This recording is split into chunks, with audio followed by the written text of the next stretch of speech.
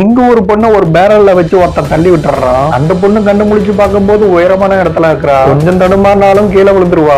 எப்படி இந்த இடத்த விட்டு தப்பிச்சு போறதுன்னு அவன் சுத்தி முத்தி பார்த்துட்டு இருக்கும்போது அந்த செவுத்துல இரும்பு படிக்கட்டு இருக்கிறத பாக்குறா. அந்த இடத்துக்கு போறதுக்காக மொல்லமா தட்டு தடுமாறி நடந்து வரா. அப்ப அவளோட கால் சிலிப்பாயிடுது. உடனே அங்க இருந்து இரும்பு பைப்பை டக்குன்னு பிடிச்சுக்கிறா. பக்கத்துல தான் அந்த படிக்கட்டு இருக்கிறதுனால தைரியத்தை வரவழைச்சுக்கிட்டு அந்த இரும்பு ஏணியை டக்குன்னு எதிரி பிடிக்கிறா. ஆனா இவளோட வெயிட் தாங்க முடியாம அது கையோடய வந்துடுது. மேல இருந்து கீழே விழுந்தவா அங்க கட்டியிருந்த வலையில போய் விழுந்துடுறா.